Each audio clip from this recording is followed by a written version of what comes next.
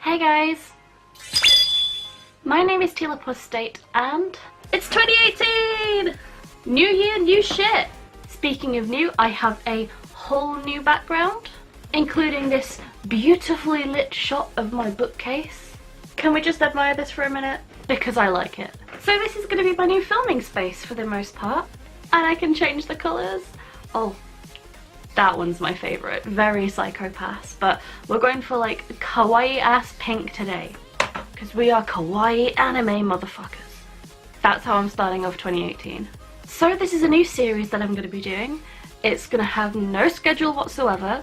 If anyone has any better naming suggestions, because I kind of don't want to just call it anime favourites, because some of it's manga, some of it's music. So at the moment I went with otaku favourites, but I don't want people to necessarily get the impression that I feel I am an otaku, because I don't feel that I am an otaku.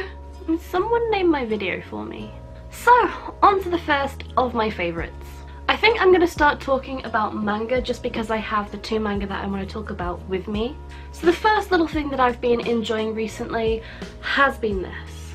And I'm sure pretty much anyone who has been on the internet in the past several months has heard about this, has seen people raving about this and hyping it up. And it got to the point where I just thought to myself, I knew I had wanted to read it, but I just finally decided I want to see what the hype is about. And I feel like it's well deserved. So this manga is called My Lesbian Experience with Loneliness. It's a manga retelling of the true life events of the mangaka Nagata Kabi. I will read to you the blurb, which is very short. 28 years old, no confidence, no direction, never had sex. The candid tell-all tale of a young woman's struggles with depression and sexuality that has taken the internet by storm. So I believe the author started uploading her comics onto Pixiv, I think it was Pixiv.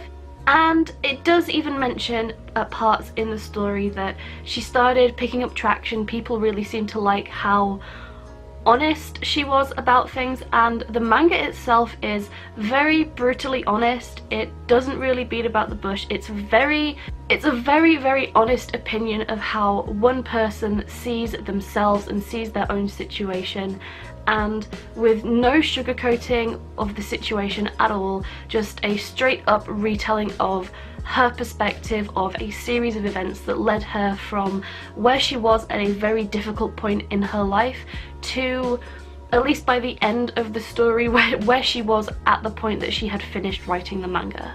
I think this manga has gained so much traction just because of how relatable it is. You don't have to be a girl, you don't have to be a lesbian, you don't necessarily have to be lonely or struggling, but there are so many relatable issues found within. It's very honest and compelling, and even though it only covers a very short space of time in this young woman's life, it somehow seems to have very universal themes and things that I think so many people that have never gone through anything specifically like the mangaka has can still somehow relate to, and still think, I really connect with what this person is trying to talk about. Another thing that I really liked about this manga I have never seen anywhere before, and I would love if more manga were like this. It is pink. I was so shocked to see that it was pink inside. I feel like rather than these standard screen tones, this sort of pink highlighter type shading is just, it's really beautiful, and it gives sort of a warm kawaii feel to this very not kawaii story. I would highly recommend this manga. I know so many people have said the same, but there really is a reason why so many people are praising this manga. The other manga I got was, of course, a yaoi. So the manga I picked up was Jackass by Scarlet Beriko, and it's a very cute tale about two boys and some pantyhose. We call them tights. There's more to it than that, but it was very cute. It felt like such a nostalgic kind of manga. It wasn't, a lot of the yaoi that I've been reading recently has just been very explicit and straight into it. This has a lot of story and a lot of character personality behind it, and there are multiple characters, not just the main two, and I really enjoyed it. The characters all seemed very diverse, and even just like the little side stories in there, they were really cute. I really did like this. It's the first actual print by Scarlet Beriko that I own. The story basically follows Keisuke and his rich, handsome friend Masayuki, and some accidental stockings wearing, and some fetishes, and a lot of foreplay, and several feelings towards the end. So, not one for everyone, but I feel like if you're on my channel, you're probably open to a little bit of BL. So the next thing I want to talk about in my favourites is some music. Now, I don't normally recommend music because I'm very much into heavy metal, and I have a pretty wide range in my tastes, but for the most part it is usually alternative music. So I don't tend to talk about it much. But this was definitely something that would fit my channel more, and if you've seen my Christmas German Market vlog up here, you may have heard a tiny snippet of this song before. So the artist I'm here to recommend is called Lovely Summer-chan, and the song of hers that I found and just really liked straight away was Luminescence. There's something about this song that was just so cute and calming and almost a little bit ethereal sounding. It makes me think of like quiet dead cities, like in the middle of the night all lit up. That's kind of what it makes me think of, and it's such a nice, happy, really beautiful sounding song. I'm really glad that I found this artist because she's done a fair bit of other work as well, and her songs are really cute, and I wish I could speak more Japanese to actually know what was being said. Some little bits I can make out, but I'm definitely not good enough to do any sort of translation yet. But just being able to hear the music and appreciate the music for how it sounds, I really do like her style. So I've pretty much been listening non-stop to a lot of her songs and a lot of people's remixes of her songs as well. She posts a lot of those on her SoundCloud account, so that will be down below, and I highly recommend you to check her out. Okay, on to some anime. So I have two anime that fall into my favourites category this time. The first of them is Hoseki no Kuni, or Land of the Lustrous. So I'm sure a lot of you have heard people talking about this anime. I've certainly seen a lot of it on social media. Hoseki no Kuni follows a character who is basically a living gemstone. They're so cute! I love their hair colour. So the story basically follows Foss and all of their mineral brethren. These gemstone type people are essentially under threat by these creatures called the Lunarians, which basically just come out of sunspots in the sky to take away characters for their gemstone bodies, which they supposedly find very beautiful. Foss is one of the weakest minerals. It's very easy to break compared to other stones like diamond, say. So Foss is considered fairly useless by their peers. The story starts out with Foss being given a task of cataloguing basically everything into one giant encyclopedia just to give them something to do. And it sort of becomes a strange tale of forming friendships and looking for one's place in a very strange society, as well as figuring out what the hell is going on. Now, this anime is pretty much nearly all entirely 3D CG. Pretty much all anime, or at least most anime that decides to use CG as its main source of animation, tends to find itself not looked on too favourably by those of us who watch anime. And that's not for any particular reason. I don't consider myself a snob in that sense. I love other CG shows like the American Ruby. People should know, I really love Ruby. But Hoseki no Kuni does this in a way that really doesn't make it seem like you're watching a CG anime. I think because of the nature of the show and the graphics, they made a very smart choice in not using 2D animation. The way that the characters' hair shines, the strange designs of the sunspots and the Lunarians, and just how much action and movement there is in all of these scenes. It really was a smart move, at least in my opinion, to go for the CG, because otherwise we definitely wouldn't have had these beautiful, gleaming, glistening characters. And one of my favourite things about this show is just how it looks.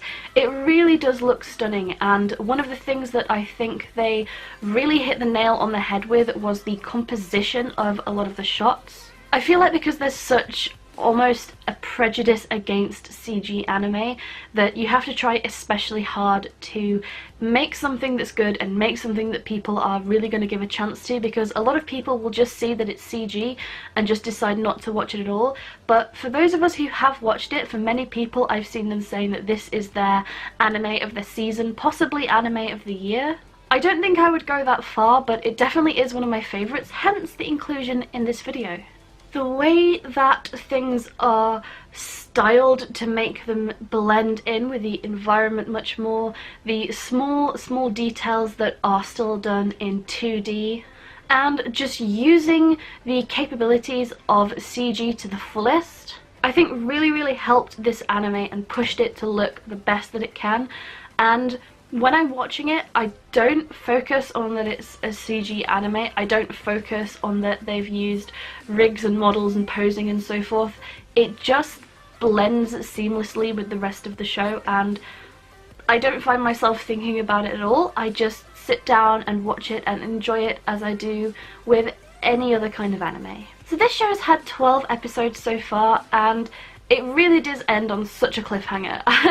There's definitely got to be a season 2, and considering the reception it's having, I'm hoping that it's probably not going to be too far off.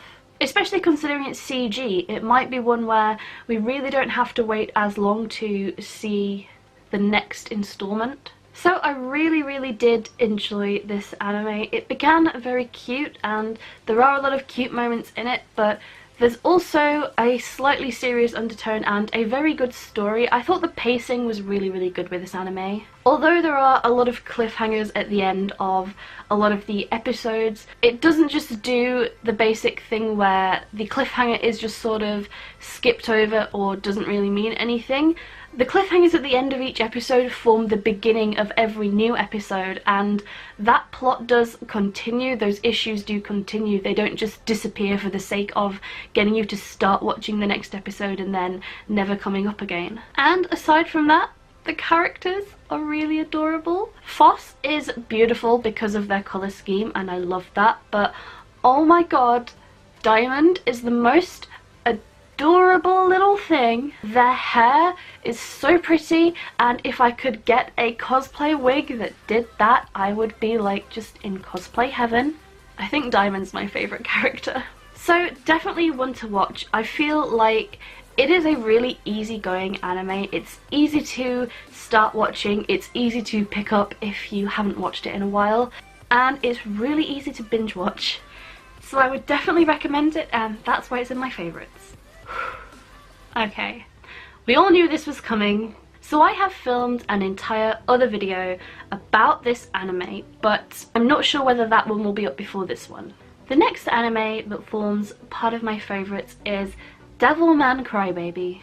Oh my god. I am sure so many of you have seen this just explode out of nowhere onto social media. I know I did, that's how I found out about it. So Man Crybaby is another anime from Netflix. And unlike the rest of the anime Netflix has produced, which have all been by Americans and pretty much aimed at an American audience, Man Crybaby is produced by Japanese animators, and it is I believe it pretty much has a Japanese audience in mind, which is covering new ground for Netflix, and in a really good way, because this anime was really good in a way that none of their other anime have even come close to. So it is a modern day retelling of a 1972 manga, which also had its own anime. It starts off with a young boy, Akira, who is a crybaby. He is a scrawny, meek little boy, and he lives with like a foster family and his friend Miki. And then someday, just out of the blue, his childhood mystery friend Ryo comes just screeching back into the scene with sports cars and machine guns and really questionable taste in attire, looking like some sort of K-pop star, and he whisks Akira away into a world of nightclub orgies where demons happen to take over, and Akira is merged with a demon, and during this merging with a demon he manages to retain his heart and soul and he becomes Devilman. It sounds like a really typical shonen anime, but it is absolutely not. It is full of sex and drugs and violence and gore, and it is very, very explicit, very, very unforgiving, completely unapologetic, and so much fun. I'm not going to talk too long about it because I want to talk about this in a completely separate video. This show is definitely not for everyone, but it has been blowing up on social media because I feel like it's probably an old cult classic, and the fact that it has a much more modern day retelling with a modern audience in mind, and this is my first experience with the series. I haven't seen any other iteration of it, but this was really good. I really enjoyed watching this anime, and even though at first I was kind of a little bit iffy about the animation style and wasn't too sure about the characters, by the end of it I was having my heart torn out of me and stomped on the ground because my feels were completely destroyed, and I found myself caring for characters in such a short space of time. It was a feels trip, guys. Do you know, I'm really loving all the gay undertones as well, just throwing that out there.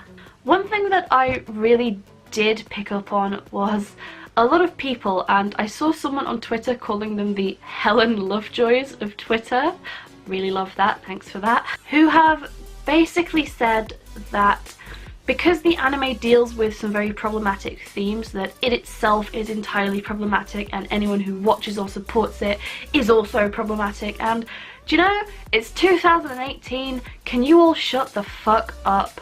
It's almost as if we'll get to the point where no one can tell a story without any sort of adult themes in it whatsoever.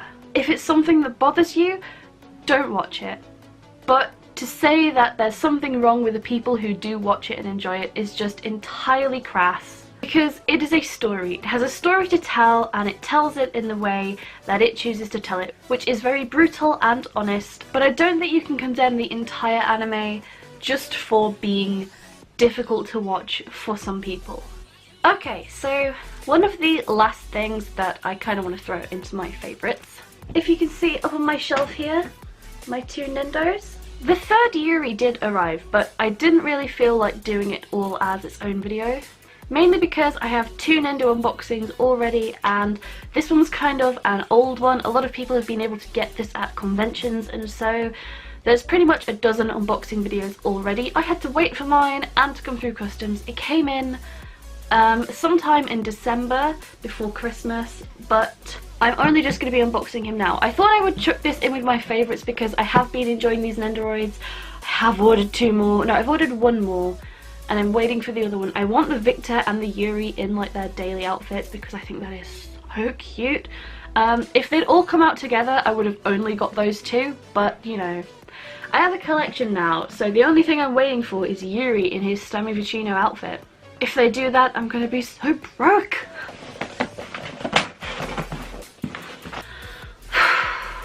That was an ordeal.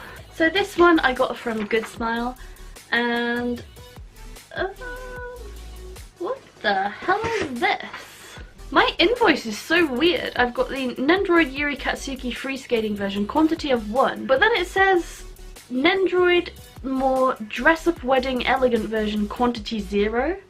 Why even put that in my invoice if I'm not buying it? I've never even heard of that product. And then Playmax MF EX01 minimum factory Kazumi C2 version, quantity 0. If it's quantity 0, why put it in? I've never seen that before. Anyway, here is ya boy. Bitch! He's so cute! Oh, he comes with onigiri! I hate onigiri. I don't hate it, but I have bad convention memories of onigiri. It's become like an in-joke between me and my friends that onigiri is like a highly cursed item. So I'm not going to be doing a proper unboxing of this, but I just wanted to show you guys here. It comes in like the same little box as the others. Okay, so he comes with 2 face plates. There's like this really cute grinning one, and then also this one. I think I'm gonna go with this one. There's also a random arm for Victor, I guess. Look how cute! Oh, he's so best boy. He's so adorable. I don't know where I'm going to put him. So I think that's pretty much everything that I've been enjoying recently. I have also been loving a little bit of anime type style. I've been loving my thigh-high knitted stockings, which I've been wearing an awful lot. I have also been enjoying playing the Japanese Pokemon Crystal, but I feel like I don't really need to cover those as their own thing in the video. So this seems to me like a good place as any to end this video. I'm not going to tell you the whole like, comment, subscribe. I'm sure you already know that. But I would like to know what you thought of my new setup. I've even shown you guys that my chair is like pink. It's so cute, right? So hopefully you enjoyed this, and I can't say when the next one of these will be, but I'm hoping soon, because that would mean that there's a lot of new good stuff coming out. I hope all of you guys are having a great start to 2018. So guys, that's about it for this video. I have been Tila Postate, and I will see you in the next video. Bye!